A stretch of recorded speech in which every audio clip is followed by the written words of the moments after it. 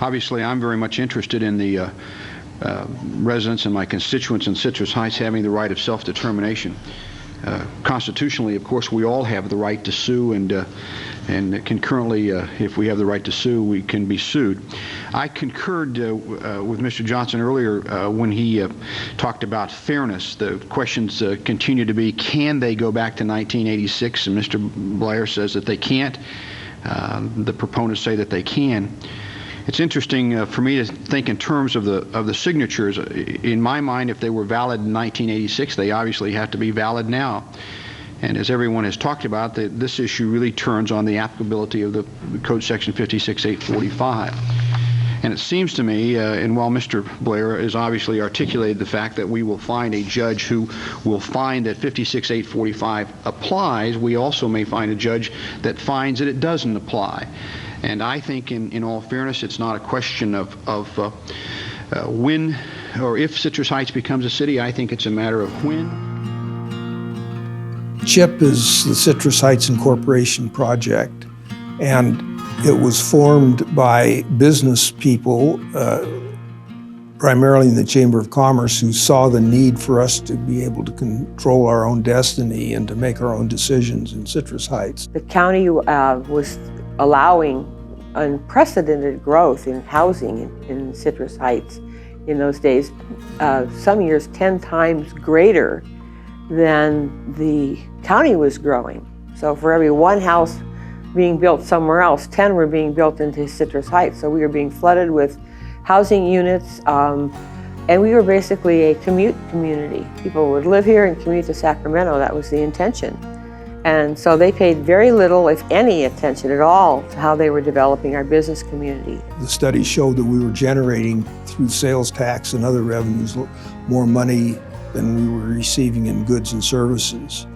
I used to joke about, when I was leading the incorporation effort, at that time we had 1/7 of the population of the unincorporated area of the county, and I used to joke about which floor of the 7 floors of the county administration building were we going to get, because if we had 1/7 the population, we should get 1/7 of the assets.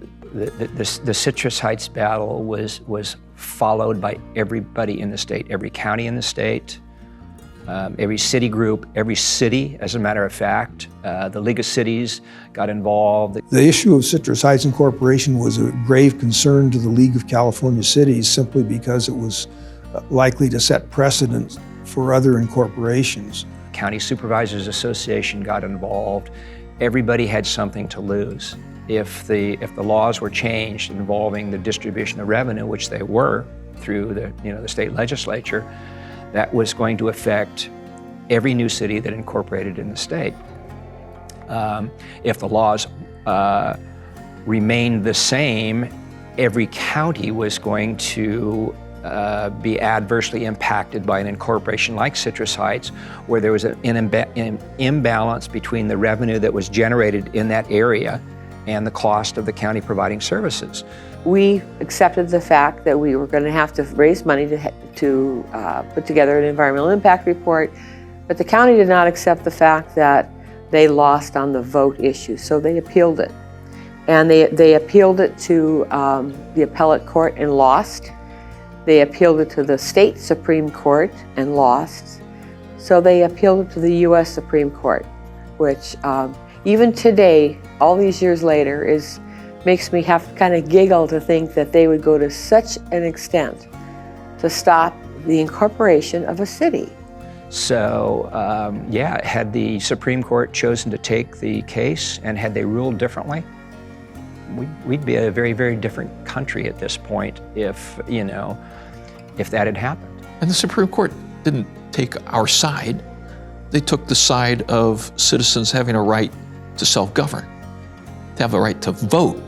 That citizens who are actually going to be subject to the proposed form of government were the ones who would get to vote, not those who lived off in some faraway, distant place. I think it was 67 cities filed Friends of the Court briefs when the issue finally went to the California State Supreme Court, and all those briefs were in favor of Citrus Heights. The big thing we had to do was to get money raised and to get the vote out. So we learned a lot along the way because neither one of us had ever done anything. None of us had done any of this before. Our citizens continue to participate and contribute. We continue to have yard sales and barbecues and all kinds of grassroots type of things to just raise money. We had so many parking lot yard sales. I have just I never want to do another parking lot yard sale again, ever. We were on a path that we really didn't know, But the passion grew. It was about, do we get to decide what kind of government we want, or does somebody else get to decide? It's just that simple. I firmly believe that if we had made the ballot in 1986, when we were first entitled to make the ballot, there's a very good chance incorporation would not have passed. And the reason I feel that is because people weren't mad enough, but 10 years later, we had 10 more years of county rule. We had 10 more years of increasing crime, 10 more years of our roads not being maintained, 10 more years of poor planning as they continued to build in Citrus Heights without any regard to its impact on our local community. When you've got a good cause, when you've got the right thing to do, you can get it done. If we had given up along the way, I think that a lot of us would have been very unhappy today. More unhappy than if we had taken it to the end and had lost at the ballot. That would have been better than giving up along the way.